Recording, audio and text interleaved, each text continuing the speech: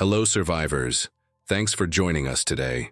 Before we begin, if you enjoy our stories, please subscribe to the channel. It really means a lot. Also, tell us in the comments which city you're listening from. It's great to see how far our community reaches. Now, let's start the story. The last thing I remember clearly is the Wyoming sky, impossibly blue, stretching over the jagged peaks of the Wind River Range. Then came the jolt, the scream of tearing metal, the sickening lurch as the Cessna 206 decided it had had enough of flying. 1 minute I was Ben Carter, charter pilot running a routine hop from Jackson Hole to Casper, enjoying the view. The next I was wrestling a dying bird as it clawed its way through pine branches toward the unforgiving earth. The crash itself is a blur, impact, darkness, the smell of aviation fuel and pine needles. When I came to, the world was sideways. My head throbbed and the co-pilot seat beside me was empty, except for scattered maps and the emergency locator transmitter, which was eerily silent despite the violence of our descent. My passenger, a businessman named Richard heading to a conference, was slumped forward in the back, unmoving. It took me a minute to orient myself, pain shooting through my left arm as I unbuckled my harness. The fuselage was surprisingly intact, wedged between two massive pines, cockpit angled downward. Richard, he wasn't breathing. No pulse. Broken neck looked like. Damn. First fatality on my watch in 15 years of flying. I closed his eyes, a useless gesture but one that felt necessary. Standard procedure after a crash. Activate the ELT, assess injuries, secure the site, await rescue. I checked the ELT again. Dead. Circuit board fried in the impact, maybe? Bad luck. Radio next. Also dead. Cracked screen, no power. Double damn. Okay, injuries. My arm was likely broken, judging by the pain and the unnatural angle. Head wound bleeding sluggishly, but no signs of concussion I could immediately identify. Manageable. Survival kit. Still strapped down behind the rear seats. Water, first aid, flares, compass, fire starter, emergency blanket. Standard gear. IDIC. Always packed extra. A habit from my Air Force pararescue days. Thank God for old habits. The silence outside the wrecked plane was absolute. No wind, no bird song, just the faint drip of leaking fuel, which I quickly confirmed wasn't near any hot engine parts, and the sound of my own breathing. I was miles off my flight plan, forced down by sudden violent engine failure over rugged, unpopulated wilderness. Rescue could take days, maybe longer if the ELT wasn't pinging. I forced the warped cabin door open and lowered myself carefully to the ground, landing awkwardly on my good arm. The air was cool, thin, smelling, of pine and damp earth. The crash site was a mess. Sheared branches, gouged earth, scattered bits of cowling, but surprisingly contained. No fire, thankfully. I looked up through the canopy. Thick forest, towering trees obscuring the sky. Estimating our position would be tough. Time to secure the site, set up a signal.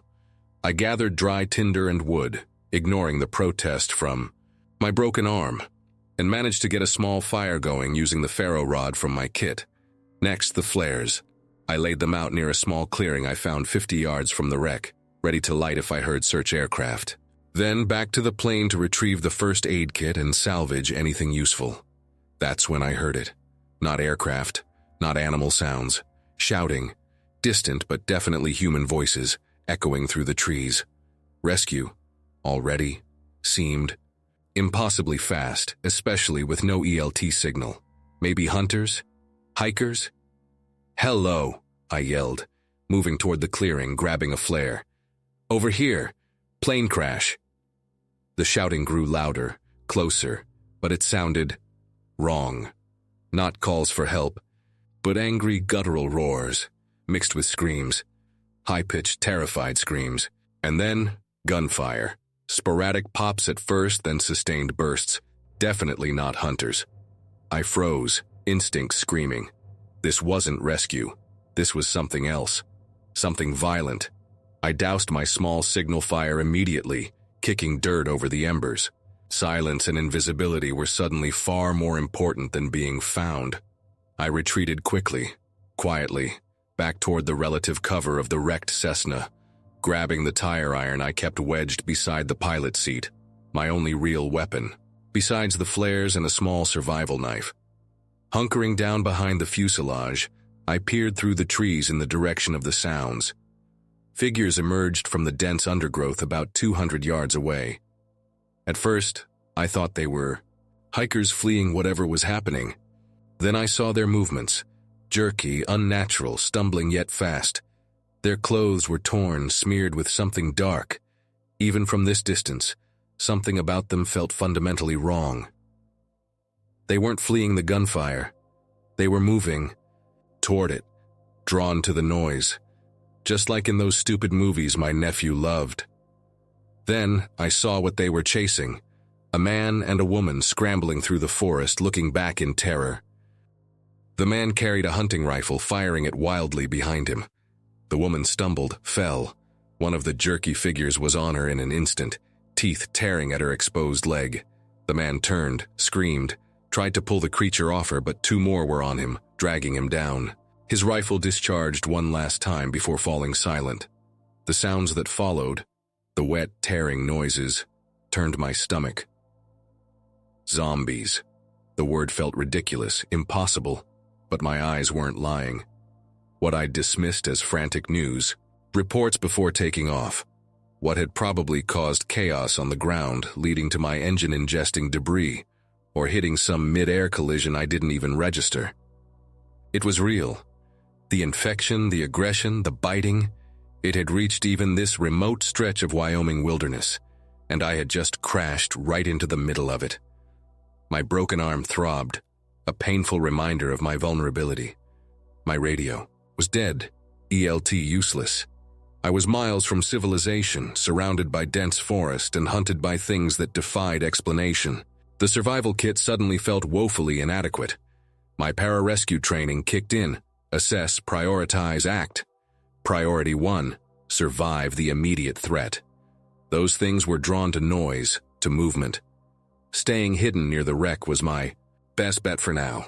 But the gunfire had drawn more than just the ones I'd seen. More groans echoed through the trees, closer now.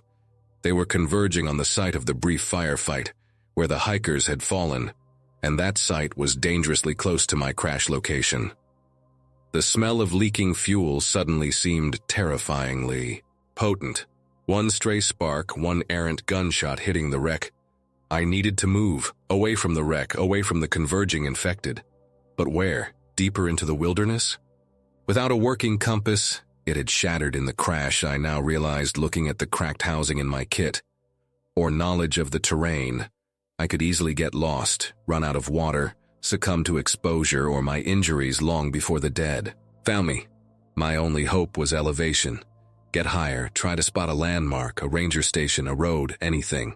The ridge I'd seen just before the engine failed wasn't far, maybe a mile or two south through the trees. Climbing with a broken arm would be hell, but staying here was suicide. I salvaged what I could. First aid kit, water bottle, filled from Richard's untouched supply, knife, ferro rod, emergency blanket, the useless flares, and the tire iron. I left Richard in the wreck, covering him respectfully with a spare tarp. Sorry, buddy. Wish I could do more.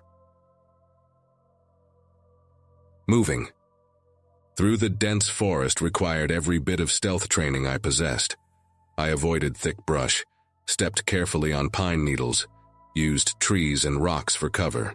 The groans and snarls of the infected exploring the hiker's kill site were disturbingly close, maybe only 100 yards away through the trees now. I didn't dare look back. Eyes forward, focus on the ridge, one painful step at a time. The sun filtered through the canopy, indicating it was likely early afternoon. Maybe 4 hours since the crash.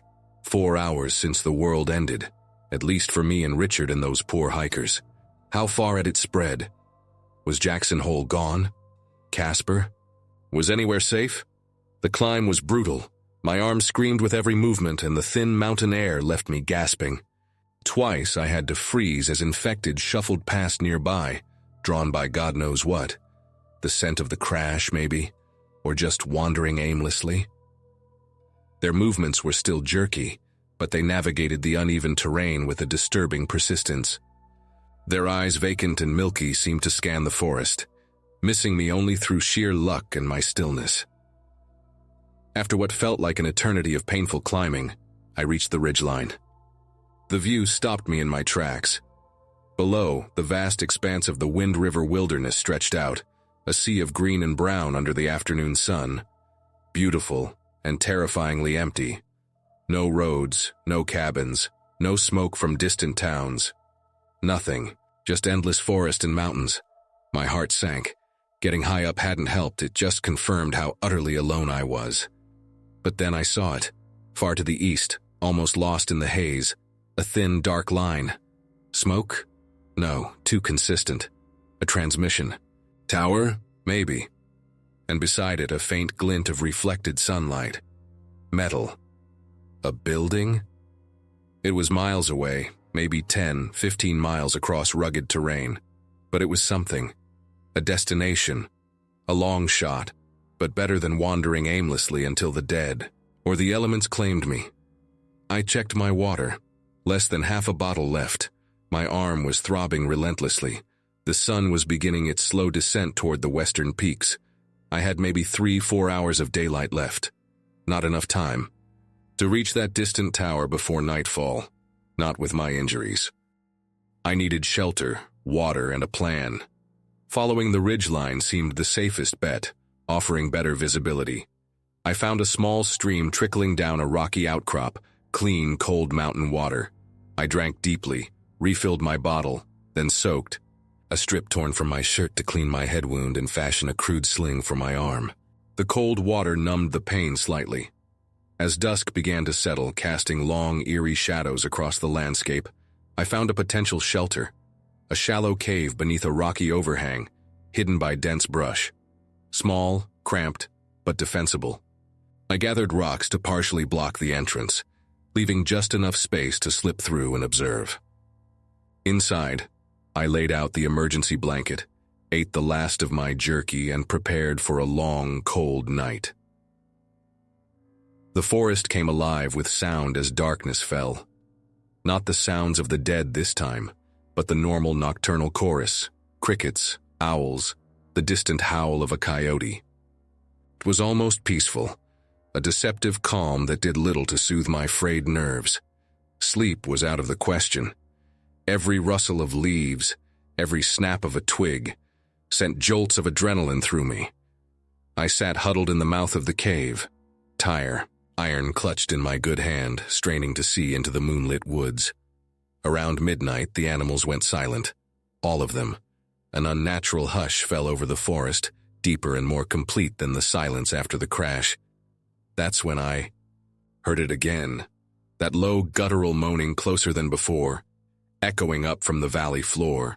They were moving, hunting in the dark. And they were coming my way.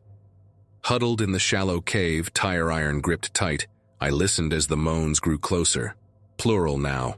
Not just one, but several, maybe half a dozen, moving through the woods below my position on the ridge. Moonlight filtered through the trees, creating a shifting pattern of light and shadow, making it impossible to get a clear look. Were they tracking me?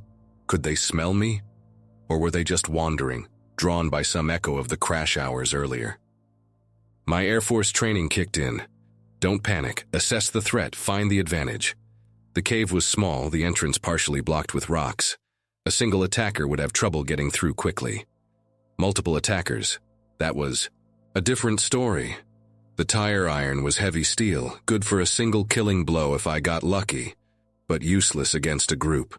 The flares were my only other potential weapon, but using one would be like setting off fireworks at a funeral. It would draw every infected for miles. The moaning stopped abruptly. Silence again, but this time it was charged, expectant. I strained my ears, listening for movement, snapping twigs, anything. Nothing. Had they lost my scent? Moved on? Or were they waiting, circling? Minutes stretched into an agonizing eternity. The cold seeped into my bones, making my broken arm ache with renewed intensity. My good hand cramped around the tire iron. Then a soft scraping sound right outside the rock barrier I'd built. Close. Too close. I held my breath, pressing myself flat against the cold stone floor of the cave. A shadow flickered across the narrow opening. A shape blocked the faint moonlight. Something was peering in. I couldn't see details, just a dark silhouette, head tilted at an unnatural angle, listening. A low sniff, then a wet, gurgling sound. It knew I was here. My heart hammered against my ribs. This was it. Fight or flight. Flight was impossible. Fight? One against... how many?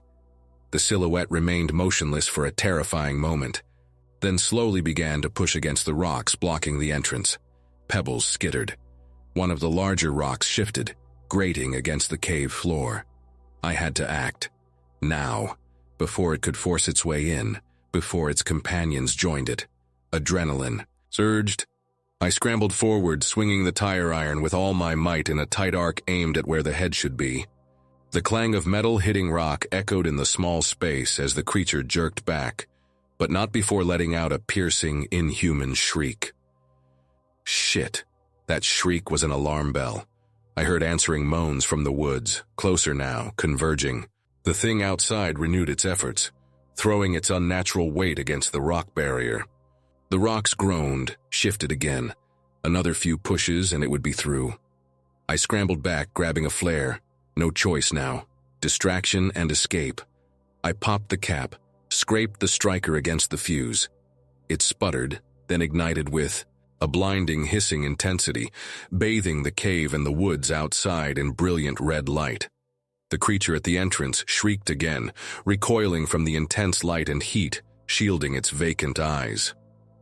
The flare bought me seconds. I kicked away the remaining rocks, creating just enough space to squeeze through the opening. Outside, the scene was a nightmare illuminated in flickering crimson. At least 5 infected stood frozen momentarily by the flare's glare, their features hideously clear. Gray skin stretched tight over bone, mouths agape, eyes burning with mindless hunger. The one I'd hit with the tire iron had a dent in its skull but was already staggering back to its feet. I didn't hesitate. I bolted, running blindly along the ridgeline, away from the cave, away from the flare acting as a beacon. Behind me, the infected recovered quickly, their shrieks and groans resuming as they gave chase. They were fast on the uneven terrain, their jerky movements deceptively quick. I ran harder than I thought possible, ignoring the fire in my lungs and the agony in my arm. The ridgeline offered little cover. Trees were sparse here, just rock and low brush. They were gaining. I could hear their ragged breathing, their snapping teeth just yards behind me. A steep drop-off appeared to my left, a near vertical slope of loose rock and scree leading down into the darker valley. A suicidal jump? Maybe, but better than being torn apart. Without conscious thought, I veered left and launched myself over the edge. I hit the slope hard, tumbling, sliding, rocks tearing at my clothes and skin. Pain exploded in my broken arm as I impacted something solid. I rolled, trying to protect my head, finally coming to a stop in a tangle of thorny bushes at the bottom of the slope, maybe 50 feet below the ridgeline. Above me, silhouetted, against the moonlit sky, the infected gathered at the edge, moaning in frustration. They peered down, but the steep, unstable slope seemed to deter their mindless pursuit. For now. I lay hidden in the bushes, gasping for air, every inch of my body screaming in protest. My arm was on fire, the makeshift sling torn away. Looking down, I saw bone pushing against the skin. Compound fracture. Bad. Very bad. Infection would set in quickly without proper medical attention, which was now an impossibility. But I was alive, hidden. The infected above seemed to be losing interest, their attention drifting, some already shambling away along the ridge. I had escaped, but at a high cost. My arm was severely injured. I'd lost the emergency blanket and my water bottle in the fall, and I was now deeper in the valley, further from the potential landmark I'd spotted earlier.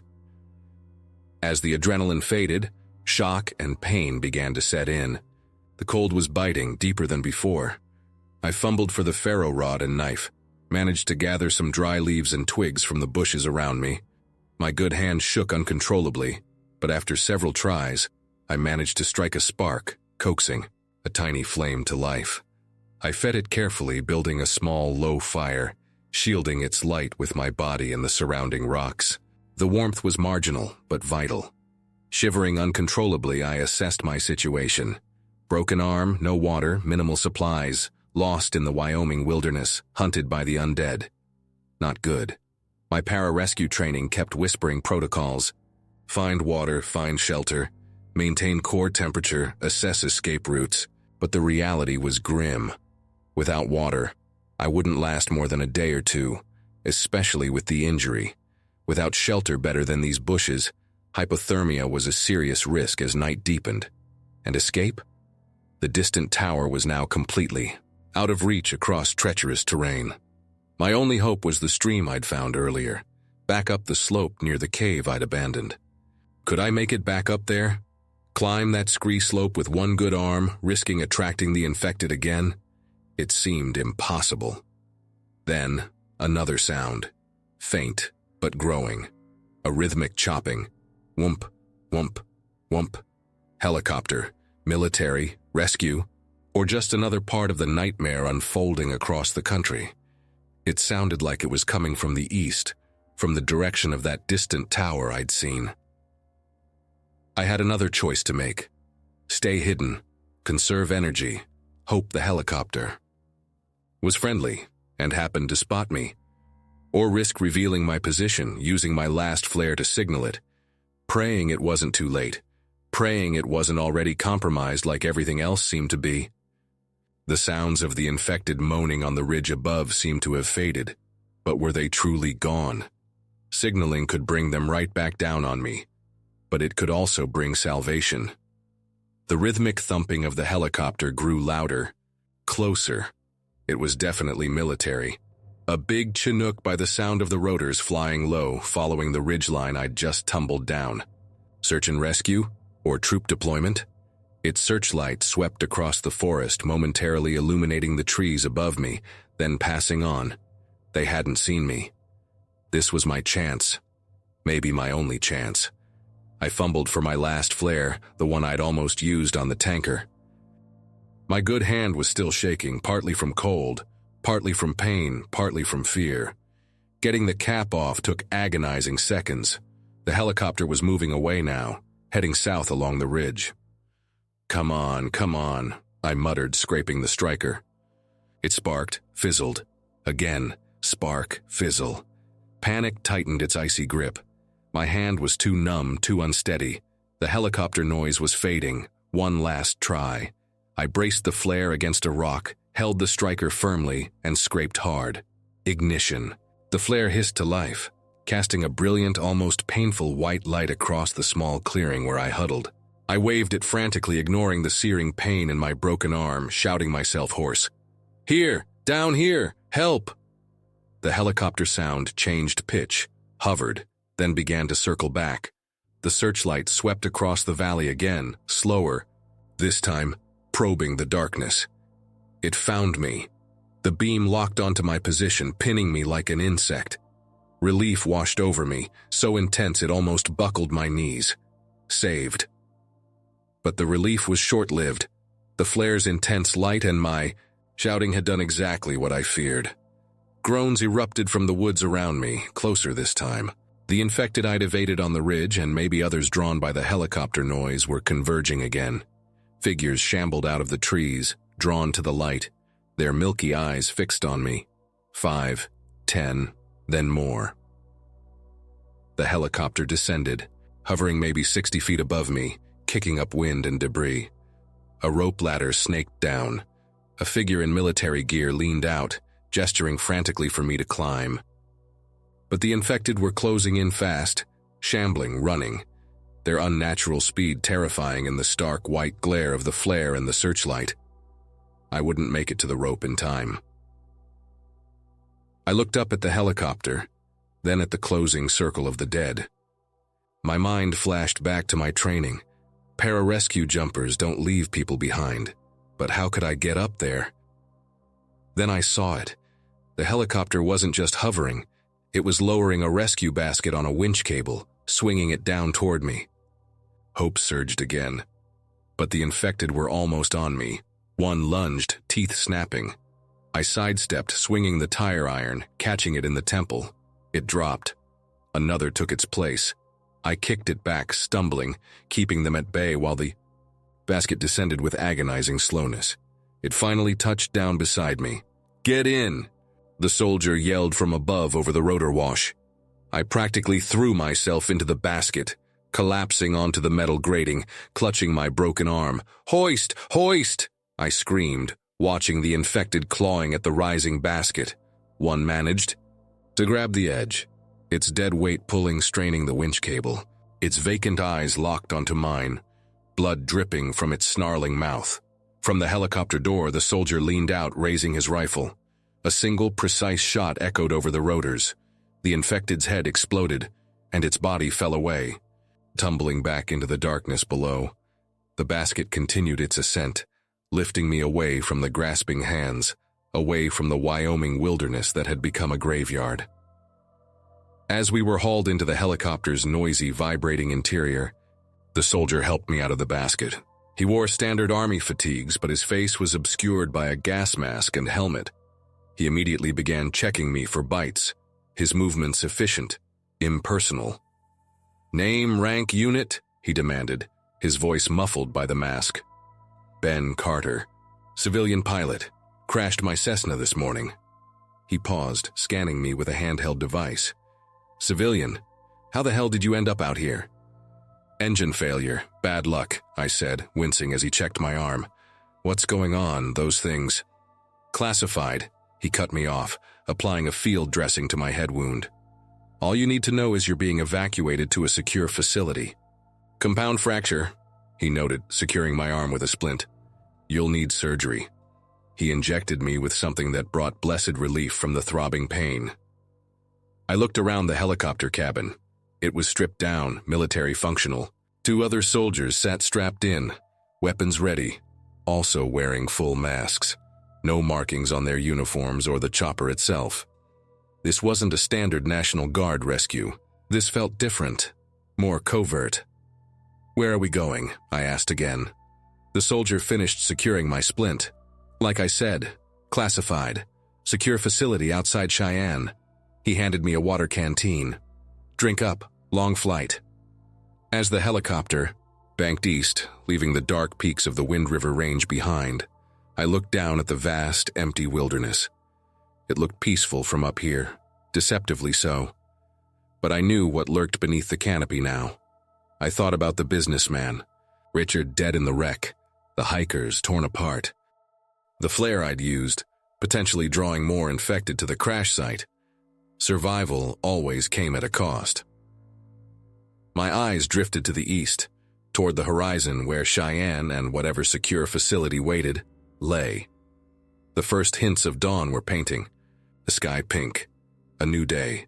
But the world I knew was gone, consumed in just 12 hours by a nightmare made real. I had survived the crash, survived the wilderness, survived the infected. But the flight into the unknown felt less like a rescue, and more like trading one wilderness for another, perhaps even more dangerous one. The soldier who'd saved me hadn't offered comfort, just classified silence. Whatever facility they were taking me to, whatever came next, I had a sinking feeling my fight for survival was far from over. It had only just begun.